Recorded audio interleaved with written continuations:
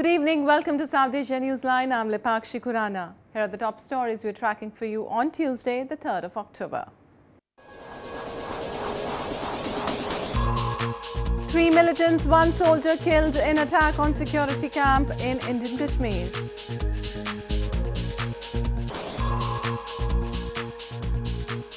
Pakistan's ousted Premier Sharif re-elected as ruling PML-N party president.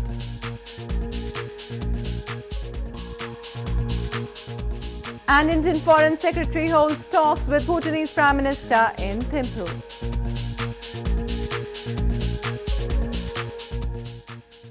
And now for all the details. 3 Pakistan-based Jaish-e-Mohammed militants stormed a paramilitary border security force camp in Indian Kashmir on Tuesday, triggering a gun battle that left 3 militants and a policeman dead.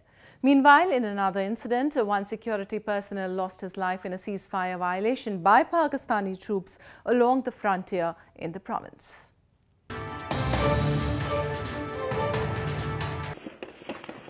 Security forces on Tuesday gunned down 3 militants who attacked camp of India's Border Security Force or BSF in India's northern Jammu and Kashmir province.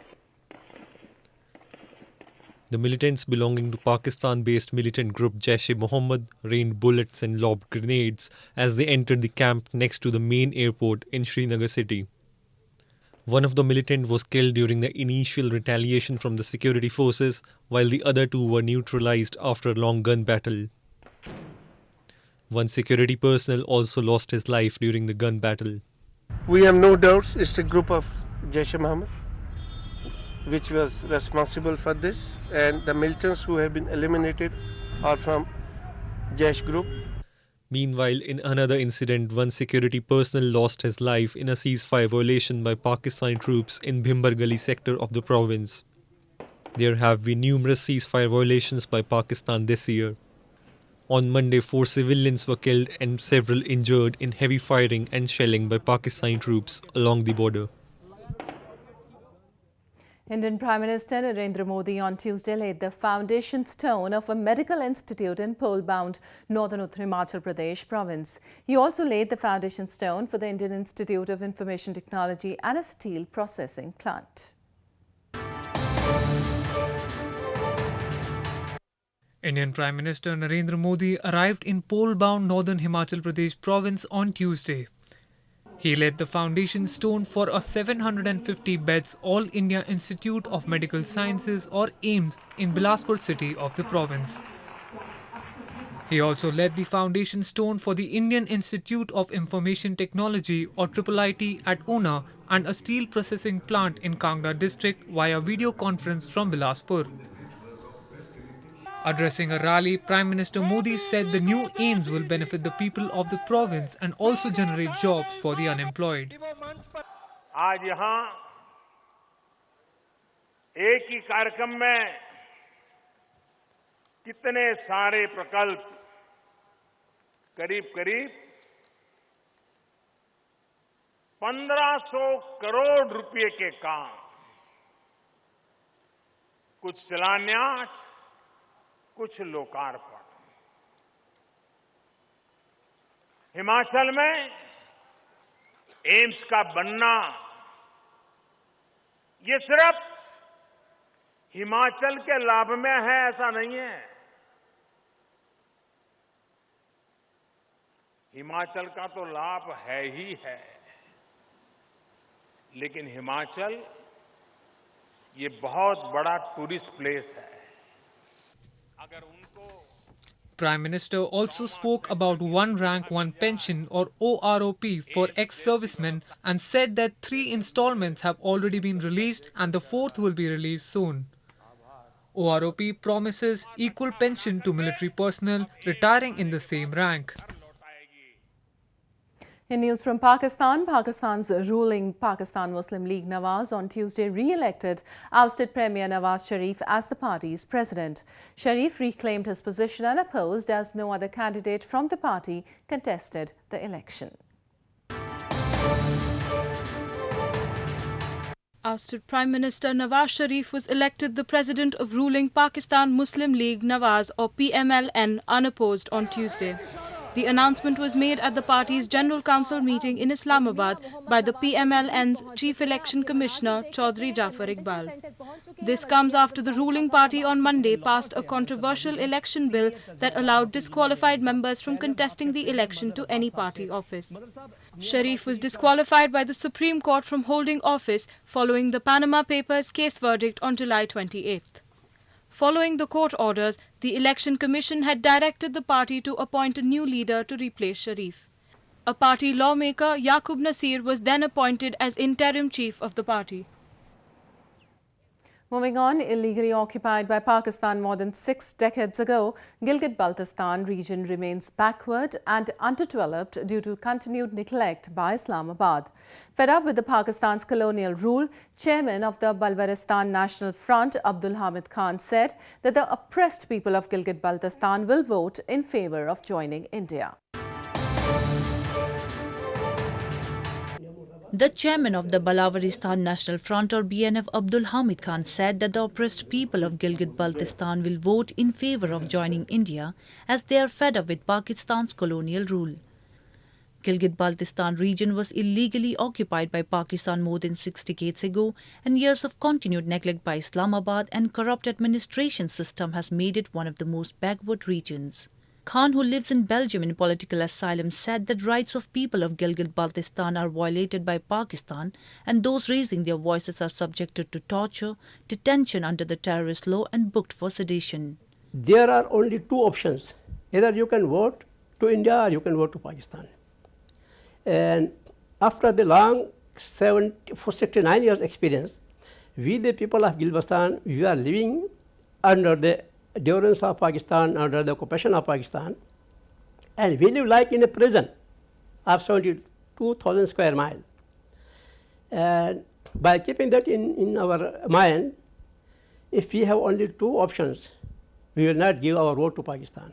We will vote for India. Khan also expressed his concern over the multi-billion-dollar China-Pakistan Economic Corridor or CPEC. He said that people of Gilgit-Baltistan are becoming a minority in their own land due to the project. But today, our area is being used. It has been grabbed by both China and Pakistan, but we don't get any penny from their huge transport or WMD. And we are afraid that WMD will destroy our area and our environment. Khan also pointed out that a large number of political workers in Gilgit-Baltistan are facing death sentences in fake cases without right to appeal in any court. In news from Afghanistan, the Afghan Chief Executive's office has said that bilateral talks between Afghanistan and Pakistan will resume. This comes a day after Afghan President and Pakistan's Army Chief held talks in Kabul.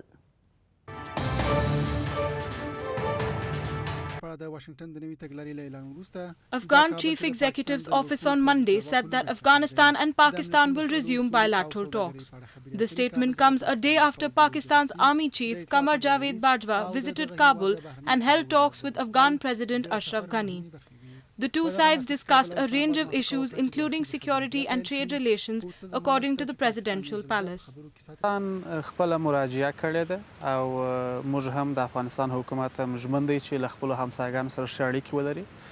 له پاکستان سره د اړیکو رغول د دواړو هیوادونو په ګټه دي. مهمه ده چې موږ د تروریزم پر ضد باندې ګډ کار وکړو. Meanwhile, Afghanistan's Ministry of Defense spokesman said friendly relations between the two countries are in their own interests.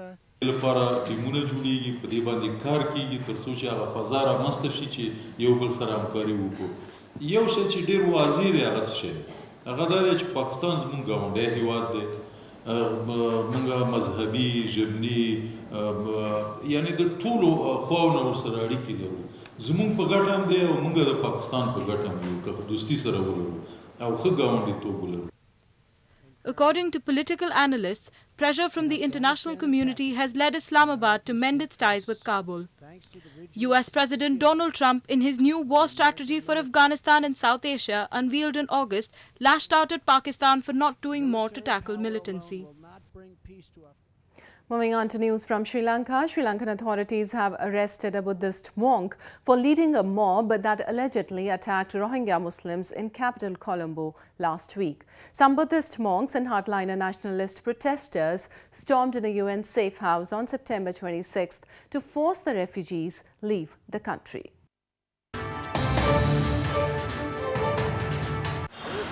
Sri Lankan authorities arrested a Buddhist monk on Monday for leading a mob that allegedly attacked Rohingya Muslims, forcing them to flee a UN safe house last week.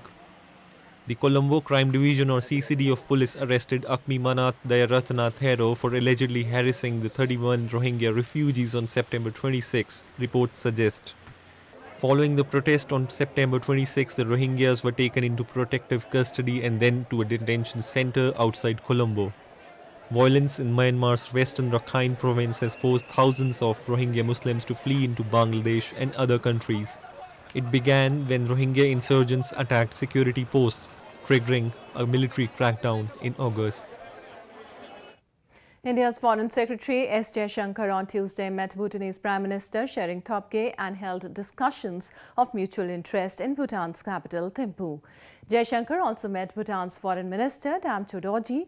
Jaishankar arrived on a 3-day visit to the landlocked country on Monday. His tour to Thimphu is the first public visit by a top Indian official to Bhutan after the Doklam issue.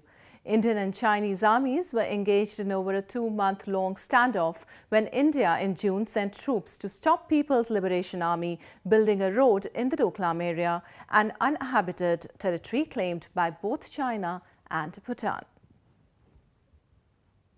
India's security forces embarked on an all-women camel expedition to spread awareness about government's Clean India and Save Girl Child campaigns. The team began their journey on August 15th and reached northern Punjab province on Monday, marking the completion of the expedition.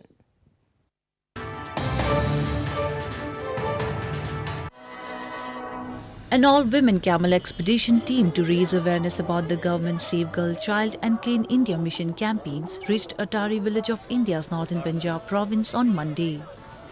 The team, comprising of 10 officers from the Indian Air Force and paramilitary border security force each, had set out on the expedition from northwestern Rajasthan province on August 15. उन्होंने ये मुहिम छेड़ी थी, पानीपत से शुरू किया था और उसी सपने को साकार करने के लिए ये 20 महिलाओं का दल छोटी-छोटी गांव, छोटी-छोटी धानियां, कस्बे वहां जा के स्पेशली जो सीमावर्ती इलाके हैं, जो बॉर्डर एरियाज हैं, जहां पे कम्युनिकेशन के मीन्स बहुत ही कम है, संचार के साधन नहीं है, लोगों में अवेयरनेस नहीं है कि बेटी को बचाने का और बेटी को पढ़ाने का क्या महत्व है, तो ये हम जाके लोगों में एक साक्षरता लाने की कोशिश कर रहे हैं. Beti Bachao, Beti Parao or Save Girl Child scheme was launched in 2015 by Indian Prime Minister Narendra Modi, aimed to generate awareness and improve the efficiency of welfare services intended for girls. The Clean India mission or Swachh Bharat Abhiyan was launched in 2014, aimed to achieve 100% sanitation in the country by October 2019. Well, that's all we have for you from South Asia this evening. Now our viewers can watch the show on SouthAsiaNewsline.com. You can also visit us on Facebook.com/SAsiaNewsline and follow us on Twitter @SAsiaNewsline. That's all in tonight's edition. We'll see you same time tomorrow. Good night.